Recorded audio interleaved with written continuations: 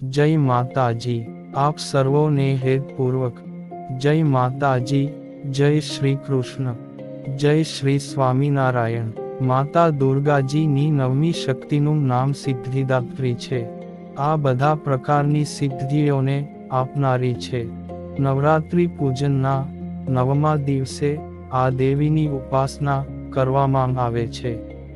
આ દિવસે શાસ્ત્રીય વિધિ વિધાન અને પૂરી નિષ્ઠાની સાથે સાધના કરવાવાળા સાધકને બધી સિદ્ધિઓની પ્રાપ્તિ થઈ જાય છે.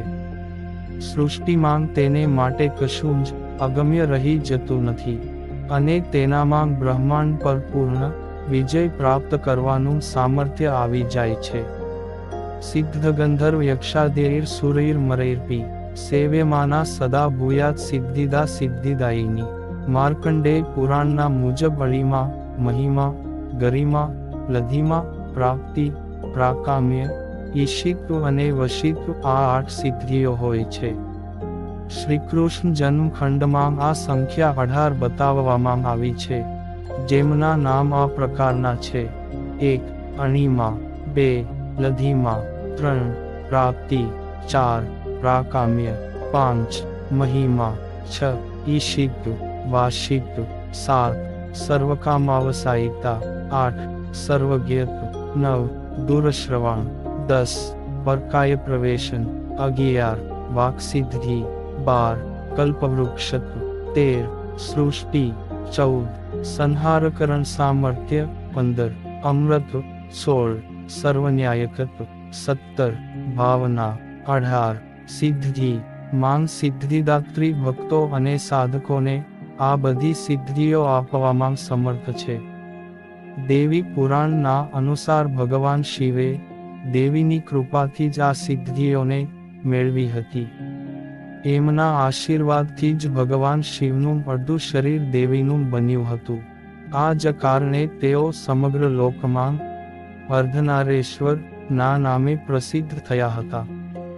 માતા સિદ્ધિદાત્રી 4 હાથવાળી છે. તેમનું વાહન સિંહ છે. તે કમળના ફૂલ પર બિરાજમાન છે. તેમના ડાબા બાજુના નીચેના હાથમાં કમળનું ફૂલ છે. 9 દુર્ગાઓ માંગ માતા સિદ્ધિદાત્રી અંતિમ છે.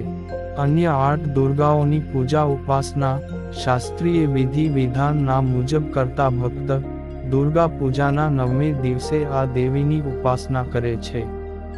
આ સિદ્ધિદાત્રી માતાની ઉપાસના પૂરી કર્યા પછી ભક્તો અને સાધકોની લૌકિક, પારલૌકિક બધા પ્રકારની ઈચ્છાઓ પૂરી કરે છે.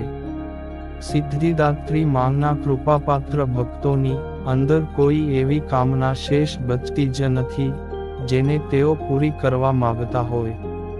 તે બધી સાંસારિક ઈચ્છાઓ, આવશ્યકતાઓ અને સ્પૃહાઓની ઉપર ઉઠીને માનસિક રૂપથી માંગ ભગવતીના દિવ્ય લોકોમાં વિચરણ કરતા તેમની કૃપા રસનું નિરંતર પાન કરતા વિષય ભોગ શૂન્ય થઈ જાય છે.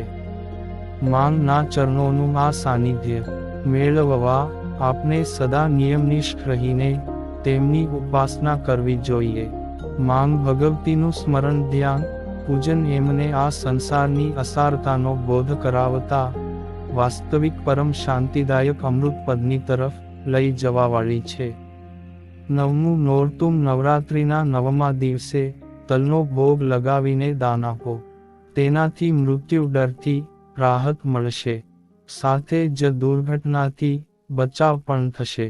જય માતાજી.